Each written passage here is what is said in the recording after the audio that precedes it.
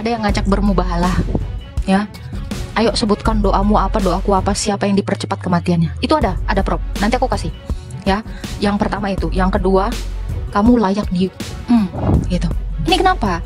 Ajarannya emang seperti demikian. Yang DM itu tau nggak? Kayak rata-rata gitu ke saya. Ngeri loh. Makanya saya bilang, ini ajaran apa? Mereka tidak mungkin seperti demikian kalau tidak diajarkan loh.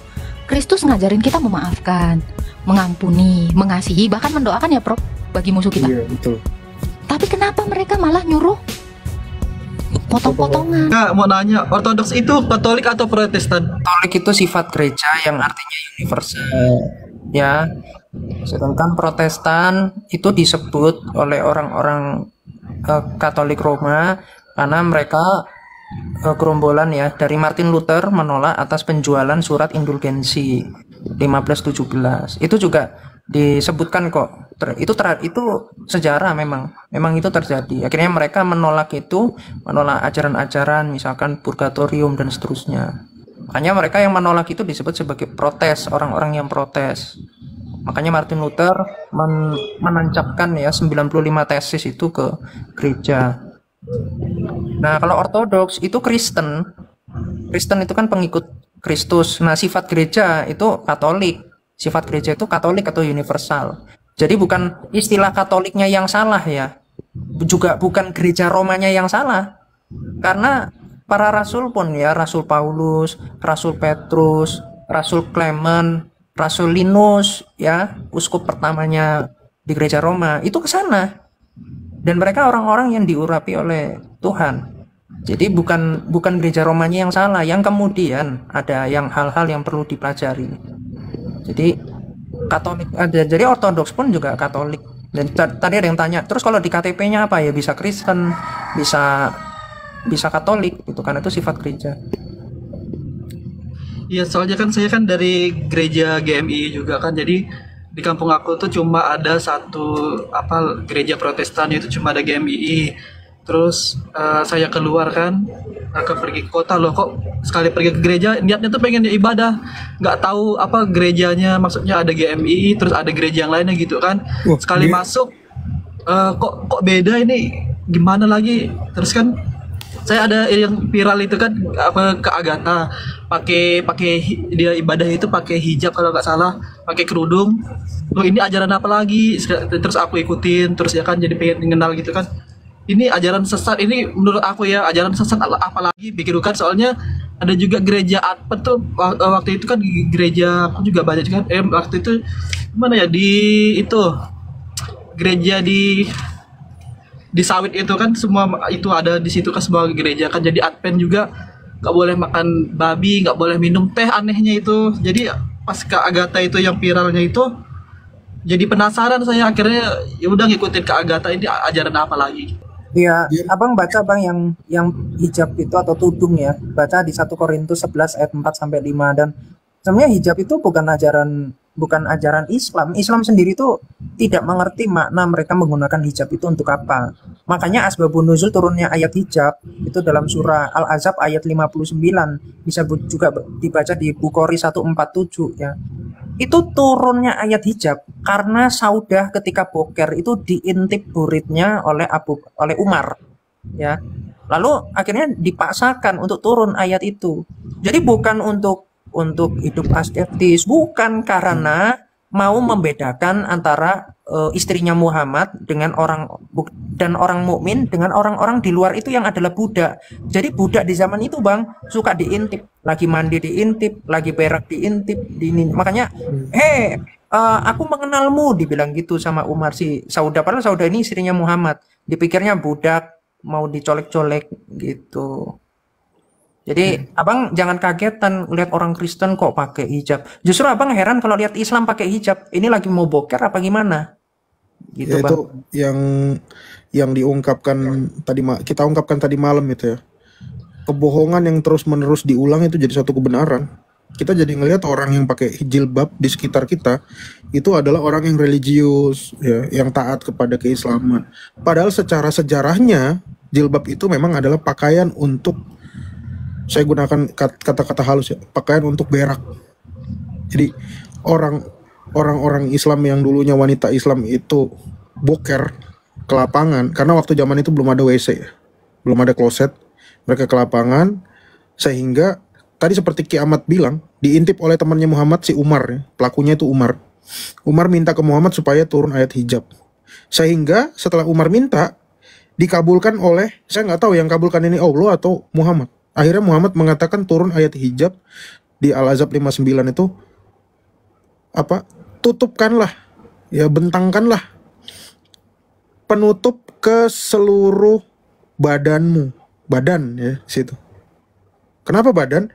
Karena waktu mereka dulu buang air besar, ya otomatis badannya pasti kebuka setengah kan. Kayak Winnie the Pooh gitu. Harus ditutup Bentar, bukan kepala. bentar, Prof. Ini bukan badan, Prof. Bukan dong. Karena Kristus adalah kepala dan kita adalah tubuhnya ya kan. Kita bukan kepala. Beda ya. Gitu. Jadi badannya itu ya tentu yang terbuka itu. Ya, kita tahu Winnie the Pooh itu yang terbuka yang mana. Itulah yang ditutup. Nah jilbab itu artinya penutup. Itu badan. Sementara kalau di 1 Korintus 11 ayat 6 dan ayat 16 ya, ayat 6 itu mengatakan haruslah wanita menudungi kepalanya saat bernubuat dan berdoa. Berdoa. Atau Jadi berdoa. Makanya saya tantang teman-teman semua yang ada di sini. Pernah nggak lihat Bunda Maria lepas hijab? Nggak ada. Nggak. Aduh, ada yang tahu nggak Bunda Maria itu rambutnya gimana? Nggak ada. Karena memang orang Kristen itu wanita Ikonnya Kristen. nih kerudungan. Ikonnya aja kerudungan. Iya. Nggak pernah Jangan nggak dipintil kerudungan. lagi itu Islam, jangan. Terus di ayat 16 dikatakan lagi lebih jelas tuh. Dan kami tidak, jika ada orang yang mau membantah, kami maupun jemaat lainnya tidak melakukan demikian. Artinya memang itu tidak terbantahkan pakai hijab itu. Makanya Maria Magdalena ya pakai hijab. Fotini pakai hijab. Siapa lagi VB yang di Roma pakai Salome. hijab. Kerudung ya, kerudung. Semua. Pikiran niru lagi. Dan di antara Tapi mereka ini nggak ada yang pakai sampo hijab ya, Tak? Nggak, aku yang pakai. Oke, sampai. Tapi nih ya, dari yang dikirim sama Ki Ahmad tadi ya, bundir, terus kalau murtad halal darahnya, kenapa? Ini benar-benar relate ya Pak Prof. Kenapa? Karena semua yang DM aku ngajak ngebunuh aku. Ada yang ngajak bermubahalah, ya. Ayo sebutkan doamu apa, doaku apa, siapa yang dipercepat kematiannya. Itu ada Prof. Nanti aku kasih. Ya, yang pertama itu, yang kedua, kamu layak di gitu. Ini kenapa? Ajarannya emang seperti demikian. Yang DM itu tau nggak? Ngeri kali. Kayak rata-rata gitu ke saya. Ngeri loh. Makanya saya bilang, ini ajaran apa? Hanya Mereka tidak mungkin seperti demikian kalau tidak diajarkan loh. Kristus ngajarin kita memaafkan, mengampuni, mengasihi, bahkan mendoakan ya Prof bagi musuh kita. iya betul. Tapi kenapa mereka malah nyuruh potong-potongan gitu loh, kayak potong bebek angsa gitu. Padahal darah itu halal darah itu haram di mereka. Haram. Tapi jadi halal kalau buat membantai orang. Itulah kenapa kalian ngerti kenapa saya suka satir ya.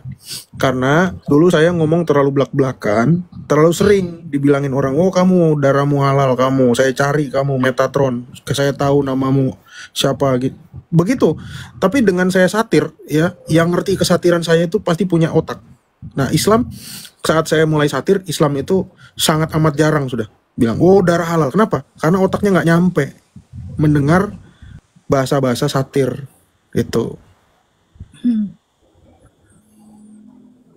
Iya, ngeri banget. Ini si Kak Melinda ini sering banget di roomku ya. Ini Melinda alias Audren W62T ini ya. Dia ini selalu ngata-ngatain saya, tapi selalu di room saya, Bro. Dapat ilmu berarti. Bang Sius ini Iya, dia bilang. Kak Agatha, ini saya mau nanya lagi. Saya kan tinggal di Kalimantan Barat, tepatnya di Ketapang. Itu gereja Ortodoks ada atau enggak? Di Kalimantan ada. Aduh. Ada ya Pak Prop ya? Di Ketapang, Kalimantan nggak Barat. ada. Ketapang. Nggak ada. Kalau di Ketapangnya nggak ada. Ini gerejanya Bang Sius ini ternyata gereja saya dulu ya, masih kecil. Tapi saya bukan di sana, Bang. Iya. Itu ada pusatnya ada di Malang ya, setahu saya di Batu, ada di salah satu orang dari GMI itu juga ada yang belajar sama Romo ya. GMI itu kan kebagi dua ya Bang ya. Sekarang ada yang senafas, ada yang satu lagi itu apa ya? Tahu kan? Nggak tahu, aku yang penting niatnya tuh ke gereja, ketemu Tuhan Yesus, nggak peduli gereja mana-mana gitu. Kalau Bang. aku ya. Bang, tujuan kita ke gereja itu bukan mau ketemu Tuhan Yesus, Bang. Jadi Nerima kurban yang diserahkan Yesus kepada kita. Inilah tubuhku, inilah darahku yang diserahkan bagimu. Terima. Jadi kita ke gereja itu menerima kurban yang dilakukan Yesus. Perjamuan atau ekaristi itu. Ketemu Yesus kayak gimana bener nampakmu? Ada. Kiamat Lihat. berarti. Enggak, maksud aku bukan ketemu langsung langsung juga kali Kak. Ya itu, ini banyak orang yang salah memahami. Iya. Ke gereja itu tadi udah kita bahas ya Pak Prop ya. Ke gereja itu bukan mau nyanyi, bukan mau dengar khotbah. Menerima kurban yang dikasih Yesus. Yesus itu udah ngasih kurban. Lakukan ini tiap hari sampai aku datang. Itu perintah Yesus loh. Betul. 1 Perintah Korintus Yesus 11 ayat itu. 27, Bang. Iya. Jadi Matius kita ke 26 gereja itu mau ngapain? Nerima kurban itu, makan darah dan tubuh Kristus. Roti dan anggur itu. Bukan mau dengar khotbah. Makanya aku kadang-kadang ya, maaf ya, aku membela gereja-gereja ini ya. Banyak yang curhat tuh gini, Kak, gerejaku yang HKBP aku nggak hidup, Kak. Aku senengnya di sini nggak hidup. Loh, berarti tujuan kamu ke gereja mau cari jengkol. Ya nggak ada jengkol di sana. Aku bilang, kalau tujuanmu ke gereja mencari yang kamu pengen, karena kamu ke pasar kan mau nyari jengkol. Padahal di situ ada sayur, ada ikan, ada apa. Tapi kamu kan pengennya nyari jengkol. Begitu jengkolnya nggak ada, ini pasar nggak bener gitu. Ini gereja nggak bener karena nggak ada yang pengen gue cari. Gue kasih tahu ke gereja itu bukan itu tujuannya. Nyari apa yang lu suka, nyari apa yang enak didengar telinga lu, nyari apa yang kira-kira wah bikin hati gue bahagia. Enggak. Tujuan kita ke gereja itu apa? Itu tadi. Nerima kurban yang sudah dilakukan Yesus. Itu penyaliban itu. Ekaristi. Salib itu ya ekaristi. Perjamuan kudus itu. Kurban yang dilakukan Yesus 2000 tahun yang lalu. Terima itu. Jangan ke gereja nyari pacar ya. Nih ada yang ke gereja nyari pacar gitu kan. Gak apa-apa lah sembari nyari Tuhan nyari pacar. Tapi Tuhan dulu, nanti pacar berikutnya gitu. Ya jadi gitu Kak. Jadi ke gereja itu bukan mau ketemu Tuhan. Emang gimana lu ngeliat rupanya Tuhan yang bule-bule itu yang matanya biru?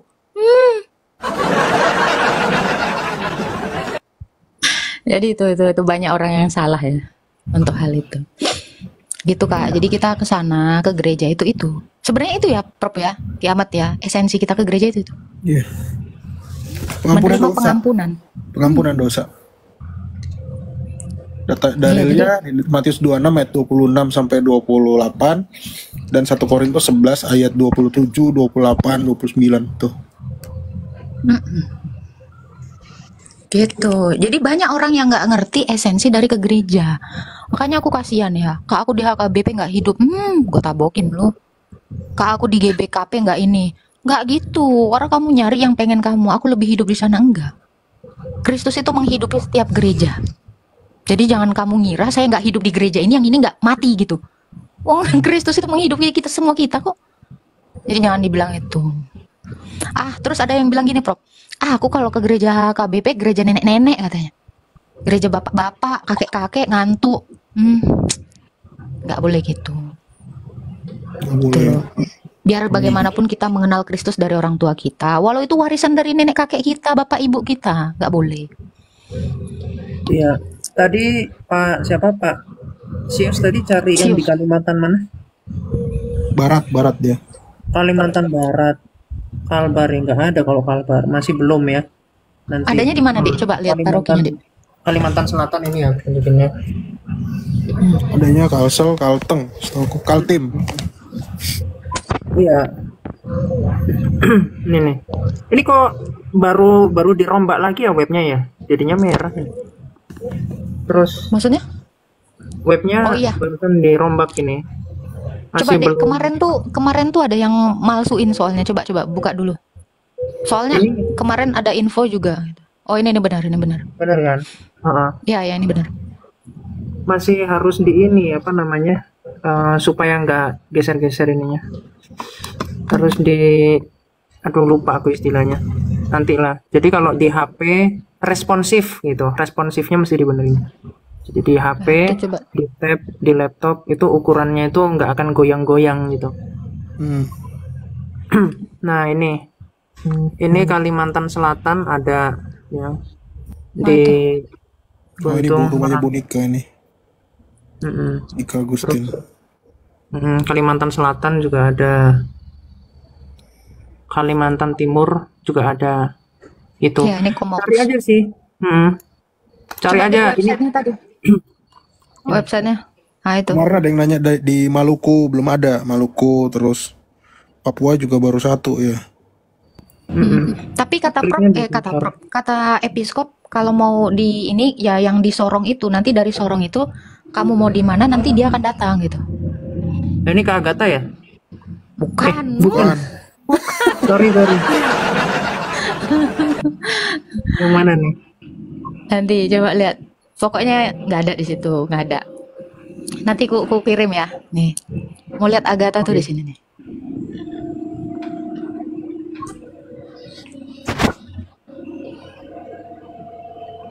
Ini bukan ini. Ini yang baru ya, yang imam atau apa? Bukan ya, diakon Ya ya? itu dari Katolik dia. Kalau nggak salah dari Romo Katolik.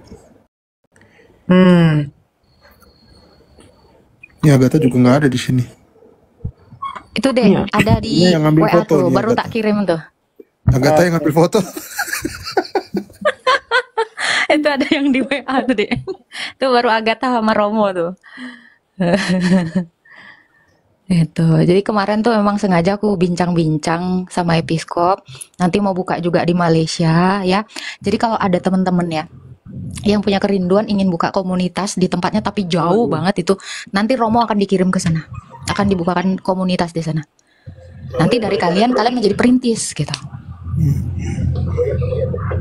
Ada beberapa teman dari daerah NTT ya, Kupang, Larantuka, terus Halmahera itu belum ada. Jadi kalau memang nggak ada ya kalian ibadah aja di gereja kalian. Jangan malah pendeta kalian debatin. Kalian belajar ortodok buat debatin pendeta kalian, ngerasa sok pintar. Itu malah jadi batu sandungan juga kayak gitu. Ada tuh tak kayak gitu tak? Ada. Jadi dia belajar ortodok cuma buat debatin orang-orang di gerejanya doang. Jangan, nggak boleh. Berpolemik. Itu bahaya. Iya, belajar ortodok itu justru untuk pembaharuan dirimu dulu. Bukan malah ngebandingin, oh iman dia begini, iman kami begini. Enggak boleh. Justru kamu menghidupi dirimu dulu, dari kamu tercerminlah Kristus itu seperti apa, ajaran yang benar itu seperti apa, dan orang lain melihat kamu, gitu. Memandang kamu. Jangan didebatin. Gitu. Iya. Karena banyak yang belajar gitu ya Pak Prop ya? Benar. Banyak. Nggak boleh gitu. Untuk ngolok-ngolok ini untuk nyerang RT 6 nih. Kebanyakan gitu soalnya. Romo tuh gitu kan. Kebanyakan gitu. Makanya ya udahlah tak, kamu lah tak anak boruku kata Romo. Ini biar gimana pun aku anak kesayangan Romo ya. Gimana Dek? Ada yang ngirim link Kak di bawah itu, kalau diklik nanti lokasinya diketahui. Jangan diklik ya. Jangan. Ini aku Di mute aja. Di mute aja. iya. Dek. Ini parah. Dari kemarin itu banyak loh. Itu dari kemarin banyak loh. Iya, jangan dibuka tuh. Terus nge-DM aku juga kayak gitu kan. Untung aja nggak. Ih, ini brengsek banget sih mereka ini. Nggak bener. Tadi yang nanya ayatnya Matius 26 ayat 26 sampai 28. Bang Formen. Matius 26 ayat 26 sampai 28. Gitu. Jadi memang tujuan kita melakukan perjamuan kudus itu adalah menyatu dengan Kristus agar dosa-dosa kita diampuni.